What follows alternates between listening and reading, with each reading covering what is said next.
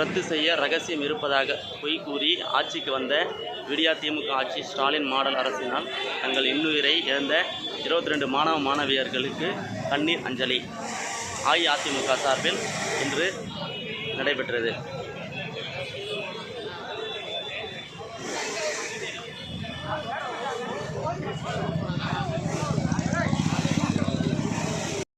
இந்த 7.5% உள்ளொடுக்கீடுக்கும் ஆளுநர் ஒப்புதல் கொடுக்கவில்லை. ஆளுநர் ஒப்புதல் கொடுக்காவிட்டாலும் முதலமைச்சருக்கு இருக்க தனி அதிகாரத்தை பயன்படுத்தி அதுக்கு முன்னாடி வரைக்கும் வெறும் 5 பேர் தான் அரசு கல்லூரிகள் இருக்கும் மாணவ மாணவிகள் அந்த ஸ்டெத்தோஸ்கோப்பியை தொட்டு பார்த்துட்டு இருந்தாங்க.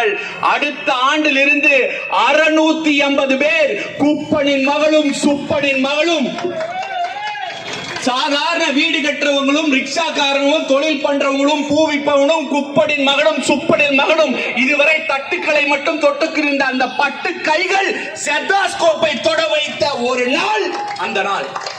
அதை உருவாக்கி காட்டியவர் மாண்புமிகு முன்னாள் முதலமைச்சர் வருங்கால முதலமைச்சர் எடப்பாடியார் அவர்கள் என்பதில் எந்த ஒரு மாற்று கருத்தும் இல்லை.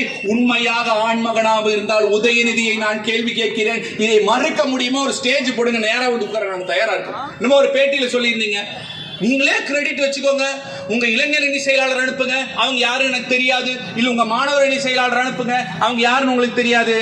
ராசா உதயநிதி, நீங்க உங்க தாத்தா பேரை அப்பா பேரை வச்சு இளைஞர் அணி செயலாளரா வந்திருக்கீங்க.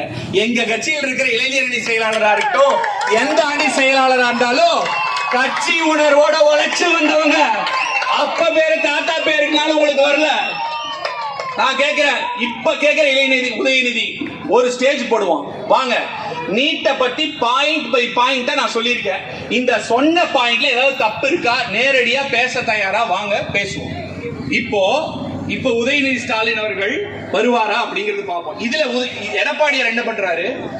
7.5% ஒதுக்கீடு பண்ணிட்டு அப்ப என்ன யோசிக்கிறாரு? 200 சீட் இருந்ததுன்னா 15 சீட் தான் கிடைக்கும். 7.5% அப்ப சீட்டை அதிகப்படுத்தலாம், அப்ப நம்ம மாணவர்களுக்கு மாணவிகளுக்கு உபயோகமா இருக்குன்னு சொல்லிட்டு 11 மருத்துவ கல்லூரியை 4 ஆண்டுகளில் தமிழகத்திற்கு 50 ஆண்டுகளில் படிக்காத சாதனையை படத்து காட்டியவர் எடப்பாடியார். பண்ணி முடிச்சு முருகவேல் அவருடைய மகன் நேத்தைக்கு கடலூர் மாவட்ட, இப்ப எனக்கு இன்னைக்கு கூப்பிட்டு கடலூர் மாவட்ட கழக செயலாளர் மரியாதைக்குரிய அண்ணன் சொன்னாரு, நேத்தைக்கு அவங்க பையனோட இறந்த அந்த போட்டோவை நம்ம மாவட்ட கழக செயலாளருக்கு அனுப்பி கண்ணீர் மல்க என்னோட பையனுக்கும் சேர்த்து அஞ்சலி செலுத்துங்கண்ணா அப்படின்னு சொல்லியிருக்காரு. என்னோட பையனுக்கு சேர்த்து அஞ்சலி செலுத்துங்கன்னு சொல்லி போன் பண்ணி பேசியிருக்கார். உங்கள் கட்சியை சார்ந்த ஒரு உறுப்பினரின் மகனும் இதில் மடிந்து கொண்டிருக்கிறான். அந்த பிணத்தில் மேல் நின்று கொண்டுதான் உதயநிதியும் ஸ்டாலினும் இன்றும் அரசியல் செய்து கொண்டிருக்கிறீர்கள். மறக்க முடியுமா? நீட் இவ்வளவு பெரிய பிரச்சனைனா இது ஒண்ணுதான் திமுக சொன்ன பொய்ன்னு கிடையாது, நிறைய இருக்கு. ஏங்க 30 வயசு கம்மியா இருக்கிறவங்களுக்கு கல்வி கடன் ரத்துன்னு சொல்லி 4 வருஷம் ஆச்சுங்க ஆட்சிக்கு வந்து. எவ்வளவு பேருங்க கஷ்டப்படுறாங்க? ஒரு பேங்க்ல முதல்ல போனா சாதாரணமா ஒரு கல்வி கடன் போறாங்கனாலே அவங்க அப்பா அம்மாக்கு பேன் கார்டு இருக்காது, அந்த அளவு சம்பளம் இருக்காது, கஷ்டப்பட்டு தான் இருப்பாங்க. அதுல சில பேருக்கு தான் இருக்கு. ரெக்கமெண்டேஷனோட போய் கல்வி கடன் வாங்குறது எவ்வளவு கஷ்டம். போன வாரங்களும் ஒருத்தவங்க சொன்னாங்க 2 லட்சம் வாங்கினா 6 லட்சம் ஆயிடுச்சு, கஷ்டப்பட்டு கட்ட முடியாம சிரமப்படுறாங்க. அப்ப கம்மி ஃபீஸ்ல ஏதோ ஒரு காலேஜ்ல போய் அவங்க படிச்சு கடனாவது இல்லாம இருப்பாங்க. நீங்க கல்வி கடன் ரத்து பண்றேன்னு சொன்னங்காட்டிக்கு எத்தனையோ மாணவ மாணவிகள் பெற்றோர்கள் அதை நம்பி கடன் வாங்கி இன்னைக்கும் கடன் கட்ட முடியாம 4 ஆண்டு காலமாக திண்டாட்டம் நடத்தி கொண்டிருக்கிறது. இதற்கு காரணமும் ஸ்டாலினும் உதயநிதி ஸ்டாலினும் தான். மறுக்க முடியுமா? மறுத்துக்கோம். அடுத்து 4 வருஷமா லேப்டாப்பை மறந்தாச்சு. திடீர்னு இன்னைக்கு வந்து 1 வருஷம் இருக்கு, அதுல இத்தனை லட்சம் லேப்டாப்புகள் கொடுப்பாங்களாம். டெண்டர் போட்டு ஆர்டர் போட்டு அந்த லேப்டாப் பண்றதுக்கு 6 மாசம் ஆகும் ப்ராசஸ். அப்படியே நீங்க ப்ராசஸ் பண்ணாலும் தமிழகம் இப்ப என்ன பண்ணுவாங்க? ஒரு 100 லேப்டாப் எடுத்து அங்க இங்கே கொடுத்து நாங்க கொடுத்துட்டோம், அடுத்த ஆட்சிக்கு வந்தா கொடுப்போம். எவ்வளவு கீழ்த்தரமா இருக்கு.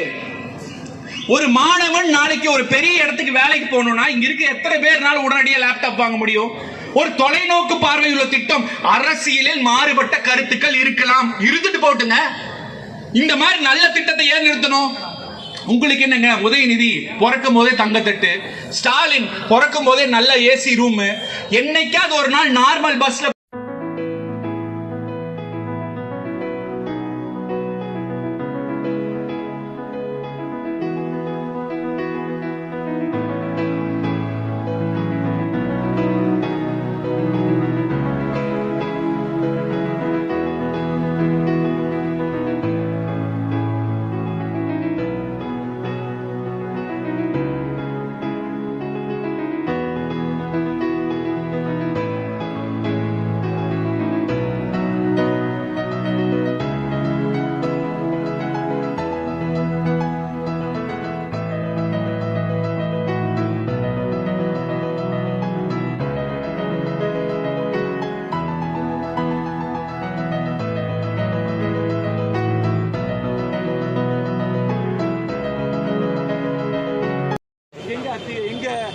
ஸ்டாலின் செய்யறது கரெக்ட், உதயநிதி செய்யறது கரெக்ட்னு பேசுறாங்க.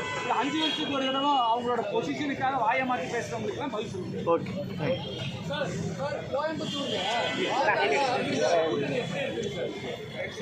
கூட்டணி பற்றி அதை பற்றி பேசுறதுக்கு அதிகாரம் இருக்குல்ல.